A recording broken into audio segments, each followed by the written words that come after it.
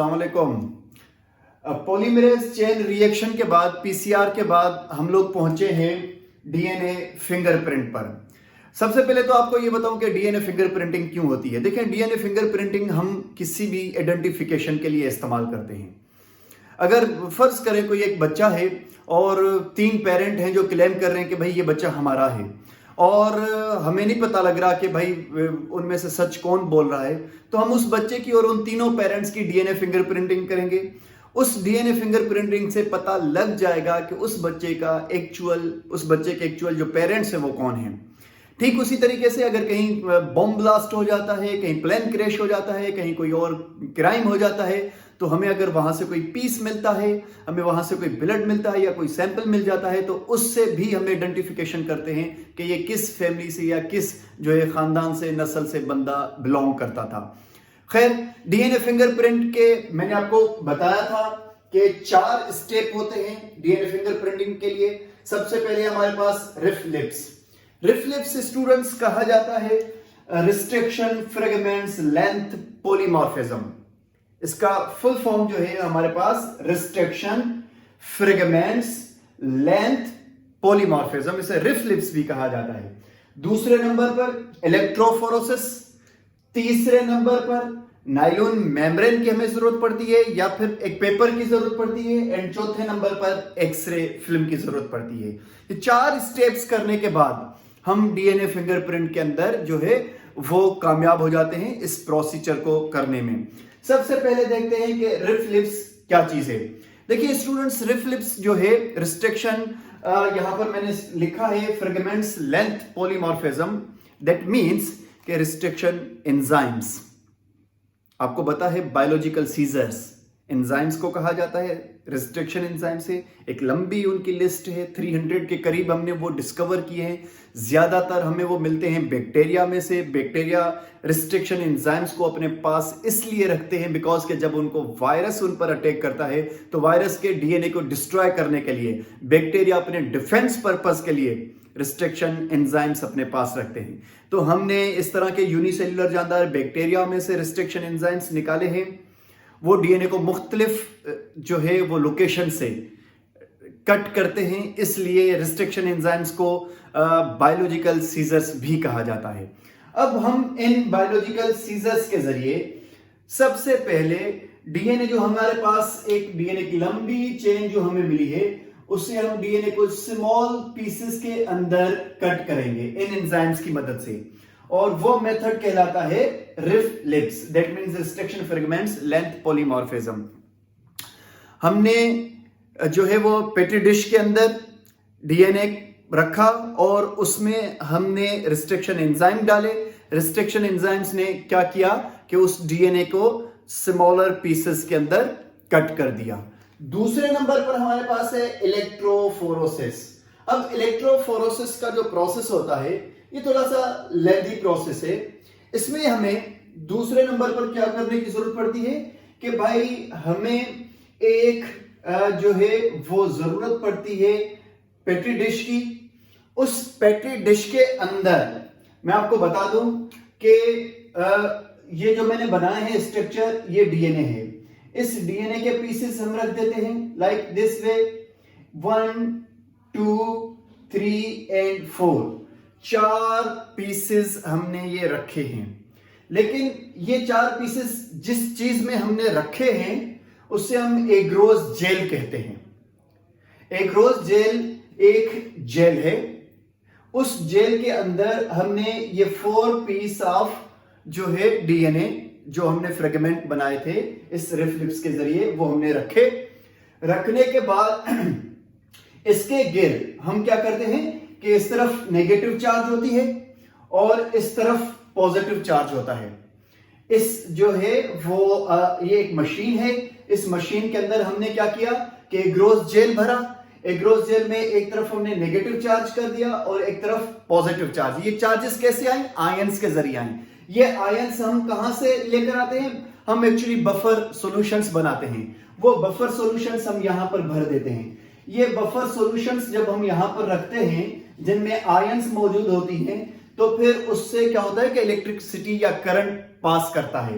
तो हमने क्या किया कि सबसे पहले अंदर की तरफ जेल रखी, जेल रखने के बाद डीएनए के फ्रेगमेंट्स रखे, डीएनए के फ्रेगमेंट्स रखने के बाद बफर जो है वो यहां पर सॉल्यूशंस भरे ताकि उनमें जो आयंस होंगी उससे करंट फ्लो कर सके। इस तरफ नेगेटिव करंट है और इस तरफ पॉजिटिव है। आप एक बात याद रखिएगा कि डीएनए जो होता है उस पर नेगेटिव चार्ज मौजूद होती है। ये बड़ा अहम पॉइंट है मेडिकल टेस्ट एमकेट के जो है वो टेस्ट के हिसाब से कि नेगेटिव जो है चार्ज होती है किसके ऊपर, डीएनए के ऊपर। तो ये नेगेटिव चार्ज से डीएनए जो होगा वो पॉजिटिव की तरफ अट्रैक्ट करेगा, पॉजिटिव की तरफ मूव करेगा, पॉजिटिव की तरफ, ये आगे की तरफ इस तरफ पॉजिटिव की तरफ जाएगा जब हम स्विच ऑन करेंगे।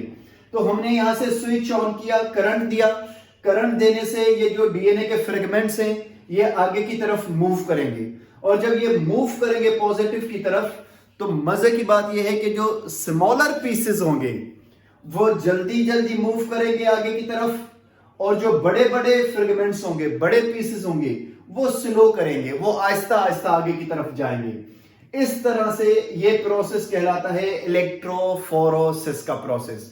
इलेक्ट्रोफोरोसिस के प्रोसेस नंबर 2 पर था, जिसपे हमने क्या किया कि हम लोगों ने एक करंट फ्लो करवाया। करंट फ्लो से नेगेटिव चार्ज जो डीएनए था उसने मूव किया टुवर्ड्स द पॉजिटिव चार्ज, और उससे ये हुआ कि जो स्मॉलर पीसेस थे डीएनए के वो आगे की तरफ मूव फौरन करने लगे because of the molecular weight and the structure, the size of DNA, और जो बड़े बिग पीस थे वो आहिस्ता आहिस्ता मूव करने लगे।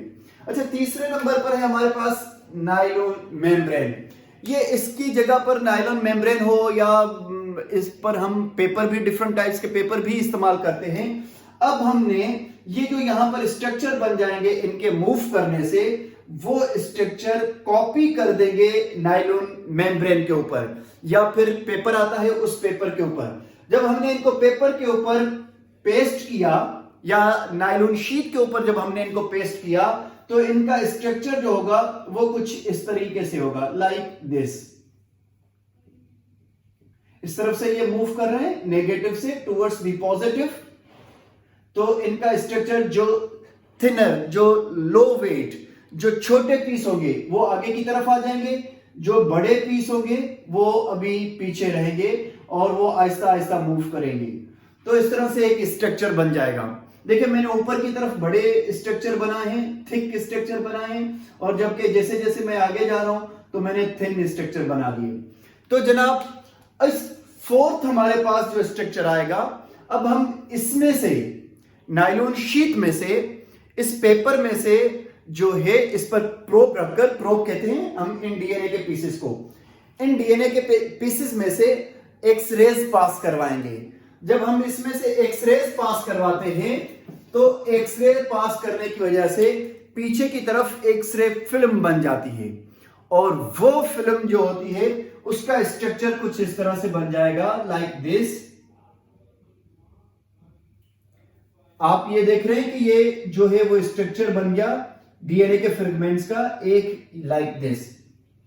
तो फिर ठीक इसी तरीके से फर्स्ट कर, अगर ये बच्चा था जो पेरेंट्स क्लेम कर रहे थे कि ये बच्चा हमारा है, ये उसकी फिल्म बन गई। ठीक, मैंने इसको डिवाइड कर दिया। अब अगर जो 3 पेरेंट्स क्लेम कर रहे हैं कि ये बच्चा हमारा है, तो उनका भी डीएनए हम लेंगे, उसके पीसेस बनाएंगे, इलेक्ट्रोफोरोसिस के प्रोसेस में से गुजारेंगे, देन नायलॉन शीट पर लेकर आएंगे और फिर उसमें से एक्सरे गुजारेंगे। देन जो पेरेंट 1 होगा, यहां पर F1 में लिख देता हूं, उसका भी स्ट्रक्चर एक्सरे फिल्म बन जाएगी और इस तरह से। देन F2 फादर, आप जो दूसरा पेरेंट है वो, उसकी एक बन जाएगी फिल्म लाइक दिस। और अगर हमारे पास तीसरा फादर भी या पेरेंट था तो अगर उसका भी यहां पर मैं स्ट्रक्चर बना दूं तो कुछ इस तरह से जो है वो बन जाएगा। तो आप इसमें ऑब्जर्व कर सकते हैं कि ये डीएनए जो बच्चे का था, जो चाइल्ड का था, यहां मैंने सी लिखा, यहां पर, यहां इस तरफ लाइक दिस, ये, और इस फादर का मैं थोड़ा डार्क कर दूं ताकि आपको नजर आ जाए, लाइक दिस, और इस फादर का हमारे पास लाइक दिस। तो आप देखेंगे कि जो फादर 1 है इसमें इतना बड़ा गैप है, एक्सरे की फिल्म में यहां पर भी गैप है, और ये तो नहीं हो सकता बिकॉज के डीएनए मैच नहीं कर रहा। उसके बाद फादर 2 को हमने जब देखा तो इसमें भी यहां पर इतना बड़ा गैप था और ये भी इतना बड़ा गैप आ गया, तो पता लगा कि ये भी फादर नहीं है। तीसरे नंबर के पेरेंट को जब हमने ऑब्जर्व किया तो इसके डीएनए में और बच्चे के डीएनए में काफी रिजेंबलेंस आ गई, काफी मैच कर गया। तो हमने कहा कि ये बच्चा इस पेरेंट का है, इससे डीएनए फिंगरप्रिंट कहा जाता है। इसके बाद हमारे पास तीसरे नंबर पर है डीएनए सीक्वेंस। यह भी छोटा सा टॉपिक है लेकिन बहुत ही अहम है। इसे जीन सीक्वेंस भी कहा जाता है या डीएनए सीक्वेंस आप कह सकते हैं। इसमें